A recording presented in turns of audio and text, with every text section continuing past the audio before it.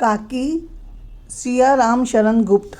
उस दिन बड़े सवेरे श्यामू की नींद खुली तो उसने देखा कि घर भर में कोहराम मचा हुआ है। उसकी माँ नीचे से ऊपर तक एक कपड़ा ओढ़े एक कंबल पर भूमि शयन कर रही है और घर के सब लोग उसे घेर कर बैठकर बड़े करुण ढंग से विलाप कर रहे हैं।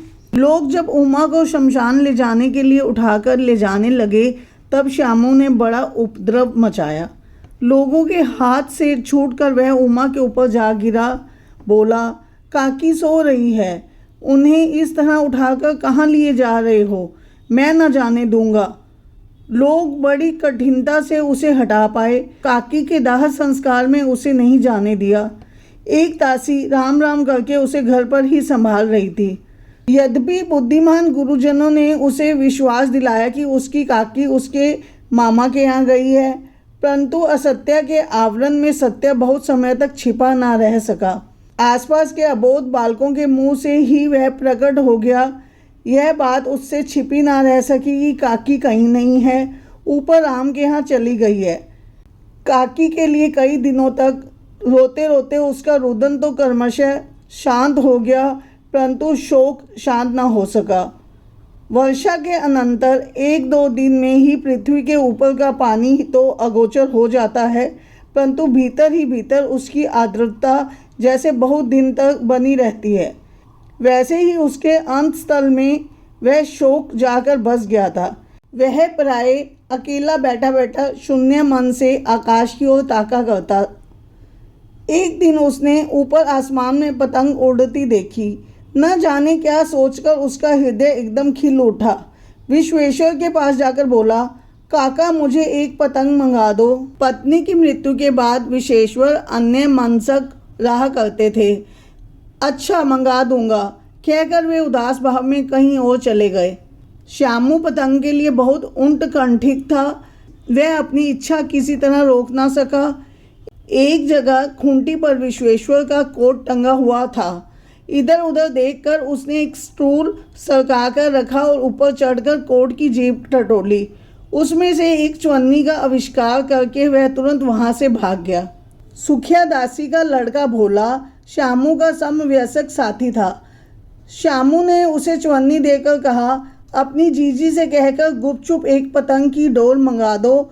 देखो खूब अकेले में लाना, कोई जान ना पाए। पतंग आई। एक अंधेरे घर में उसमें डोर बांधी जाने लगी। श्यामू ने धीरे से कहा, भोला किसी से ना कहो तो एक बात कहूँ? भोला ने सिर हिलाकर कहा, नहीं किसी से नहीं कहूँगा। श्यामू ने सिर हिलाकर कहा, मैं यह पतंग ऊपर राम के यहाँ भेजूँगा।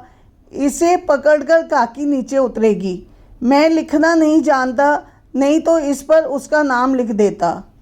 भोला श्यामू से अधिक समझदार था।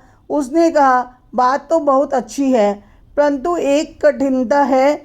यह डोर पतली है, इसे पकड़कर काकी उतर नहीं सकती। इसके टूट जाने का डर है। पतंग में मोटी रस्सी हो तो सब ठीक हो जाएगा। श्यामू गंभीर हो गया। मतलब यह कि बात लाख रुपए की सुझाई गई है, परंतु कठिनता यह थी कि मोटी रस्सी कैसे मंगाई जाए। पास में दाम है नहीं और घर के जो आदमी उसकी काकी को बिना दया माया के जला आए हैं, वे उसे इस काम के लिए कुछ नहीं देंगे। उस दिन श्यामू को चिंता के मारे बड़ी रात तक नींद नहीं आई।